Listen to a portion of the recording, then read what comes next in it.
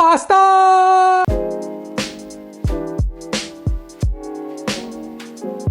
First things first. All right, let's start with the secret weapon in this pasta dish, the whipped ricotta. Drain about 250 grams of fresh ricotta and place in a food processor, season with salt, freshly cracked pepper, a little bit of nutmeg, and the zest of half a lemon. And this is an optional step, but a splash of heavy cream or milk, and then pulse until nice and smooth. The whipped ricotta adds a different taste, texture, and creaminess to this dish than if you just used it straight out of the container. It's airy, smooth, and delicious. Give a taste to adjust any seasonings, but be careful or you'll end up eating the whole bowl. So hurry up and just place it in the fridge. Next, grab 350 grams of mixed mushrooms. I'm using shiitake, cremini, and king oysters, but you can use whatever you like. You can even just use one kind as well if you want. And we're just gonna clean and chop them up into small pieces. And yes, this seems like a lot of mushrooms, but of course, mushrooms have a lot of moisture, and this big bowl will probably be less than half the size once cooked down. Now for 140 grams of fresh spinach, finely chop it up. And this also looks like a lot, but once again, it'll probably be less than half once it's all cooked down.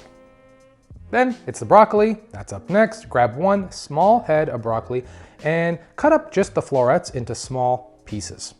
And don't throw away the stalks, you can use them for soups or whatever, but this was a treat for us growing up if my parents were preparing broccoli for dinner. Just remove the outer tough layer, and underneath is a light, crunchy, and flavorful piece of stock. And do I dare say that I actually might enjoy this more than the crown of broccoli itself? Lastly, thinly slice or finely chop up 2 garlic cloves.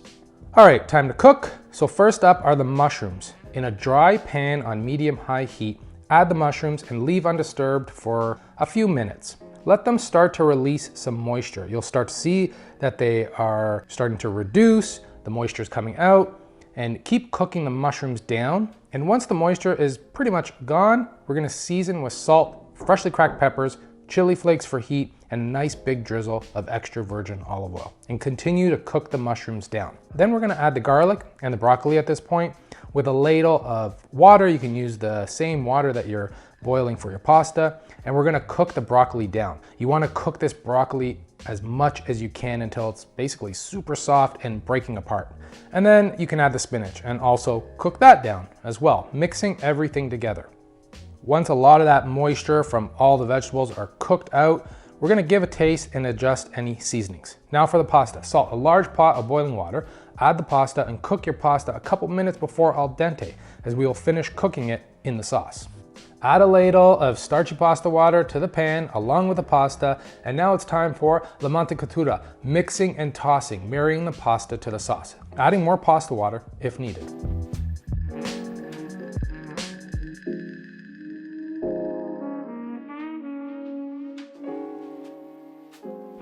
And now we're gonna add in some or all of the whipped ricotta, depending if you're using it for a topping.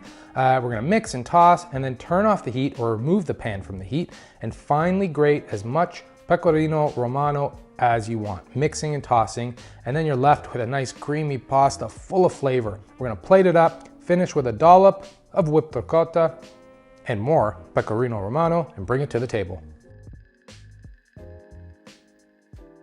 Flavor, flavor, and more flavor. Broccoli, spinach, mushrooms, one too many chili flakes.